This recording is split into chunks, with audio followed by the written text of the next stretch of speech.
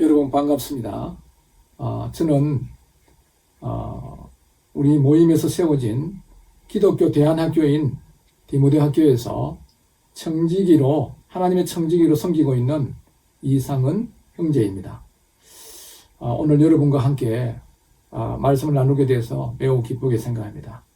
오늘 말씀의 주제는 의심 많은 도마라는 이런 주제로 본문은 요한복음 20장 24절에서 29절 말씀을 통해서 함께 은혜를 나누기를 원합니다.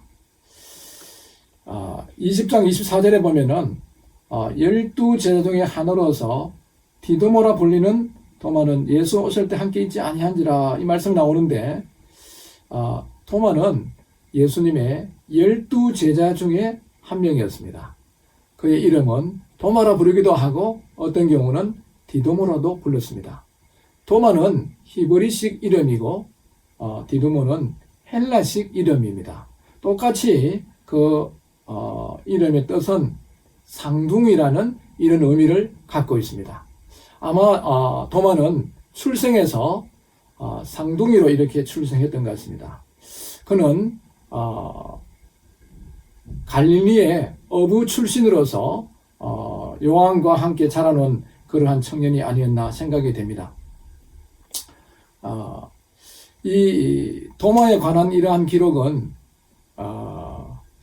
공관복음인 마태, 마가, 누가 또 사도행전에 보면은 아주 간략하게 도마의 이름만 나오고 있지만 사도 요한이 기록한 요한복음에는 조금 더 도마에 관해 상세하게 기록이 되고 있습니다. 요한복음 11장과 요한복음 14장, 오늘 우리가 보게 될 요한복음 20장 24절에서 29절에 한 4번 정도 이렇게 등장하고 있습니다. 우리 어떤 사람의 그 사람의 관해서 알기 위해서는 기록된 이러한 부분이 많이 있을수록 좀 더 그 사람에 대해서 우리가 상상해 볼 수가 있습니다. 토마는 예수님이 부활했다는 제자들의 그 이야기를 듣고 나서 믿지를 못했습니다. 그래서 우리는 오늘 많은 사람들이 의심 많은 도마라고 이야기를 하고 있습니다. 왜 도마가 의심 많은 그러한 도마가 되었을까? 또 부활하신 예수님을 믿지 못했을까? 그 이유를 저는 한 2가지 정도로 생각해 보겠습니다. 첫 번째는 그의 그 성격상 그는 대충 그렇게 믿는 것이 아니라 자기가 잘 이해가 되지 않는 것을 따져보고 물어보고 찾아보고 확실할 때 믿으려고 하는 그러한 성격인 것을 요한복음 14장에 나오고 있는 것 같습니다. 그 예수님이 아버지께로 돌아가실 것을 이야기했을 때 도마는 그 이야기가 잘 되지 않았습니다. 그때 예수님에게 그는 질문을 합니다. 예수님께서 제자들을 질문을 합니다. 아마 제자들이 그 사실을 이해하지 못하는 것 같이 보였기 때문에 내가 어디로 가는지 그 길을 너희가 아느냐고 요한복음 14장 4절에 이렇게 말씀을 하니까 도마가 5절에 이렇게 이야기합니다. 주여, 주께서 어디로 가시는지 우리가 알지 못하거늘 그 길을 어찌 알겠사옵나이까? 이렇게 질문을 합니다. 도마는 자기가 이해되지 않는 그런 부분에 대해서 다시 예수님에게 질문을 해서 알 수 있을 때까지 파고드는 그러한 성격의 소유자가 아니었나 이렇게 생각이 됩니다.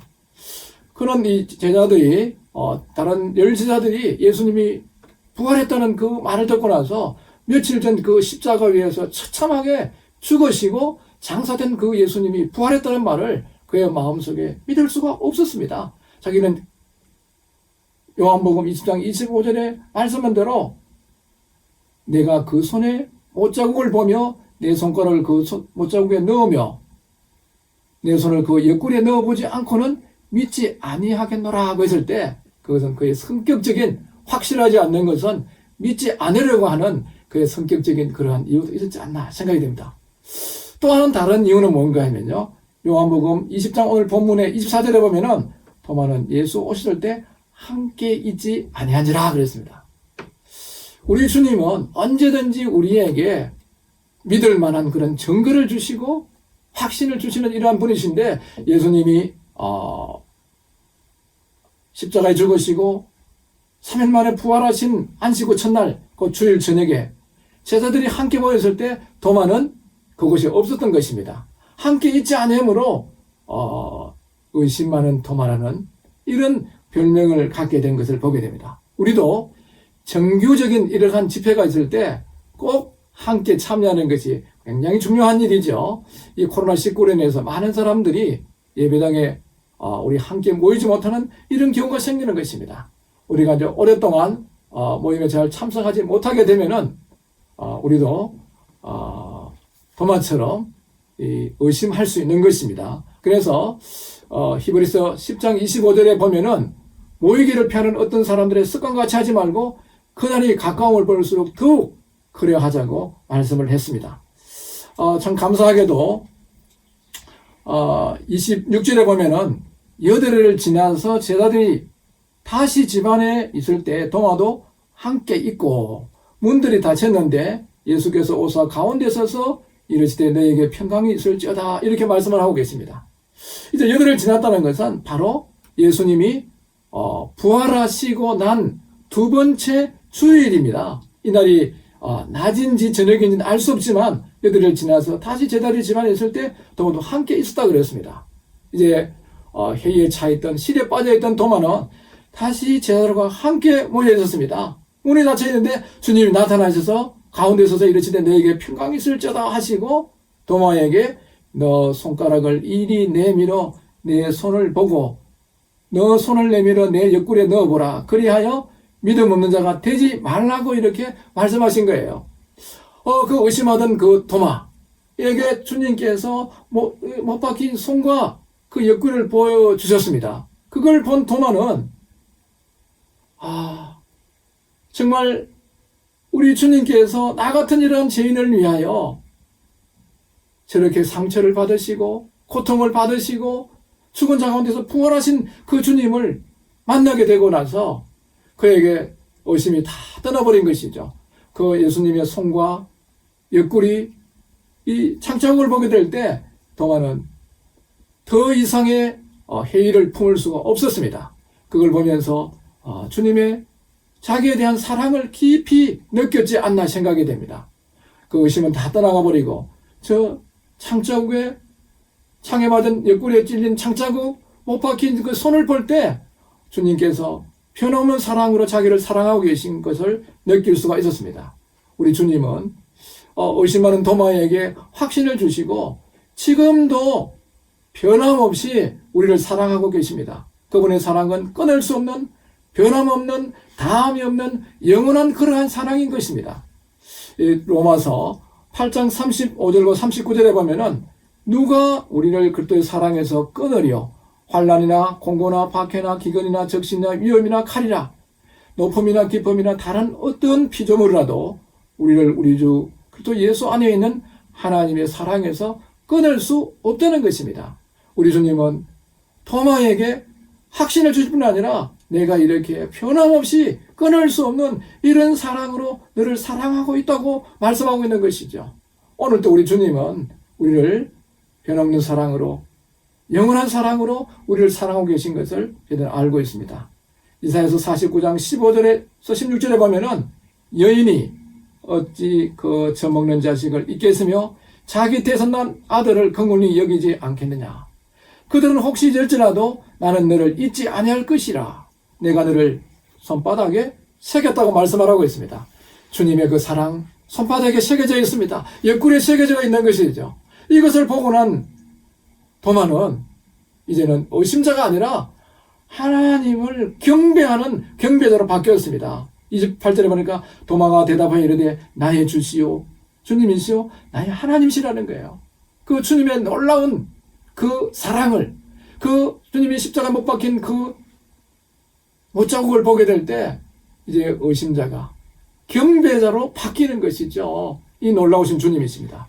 주님은 그 의심하는 도마에게 꾸짖거나 책망하지 않으시고 다시 자신을 보이시고 변함없는 사랑을 확정해 주신 것을 다시 생각할 때 감사가 됩니다.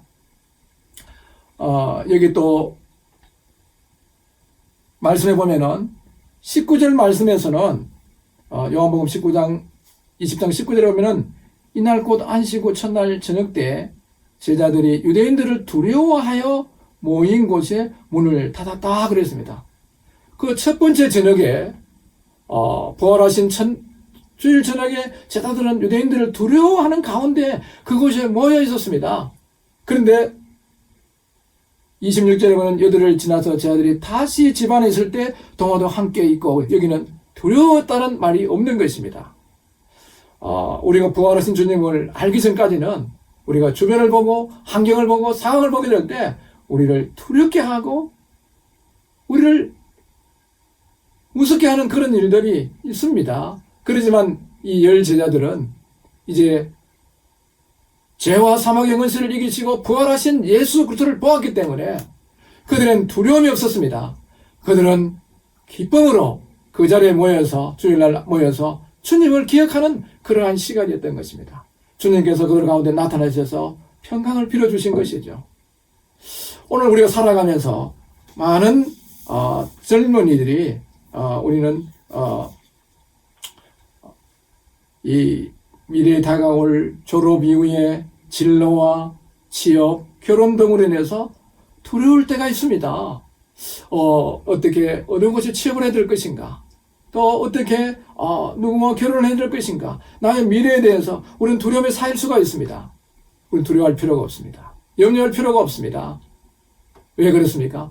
부활하신 이 주님이 우리의 주님이 되시기 때문에 우리는 그분에게 모든 걸 맡길 수가 있는 것입니다.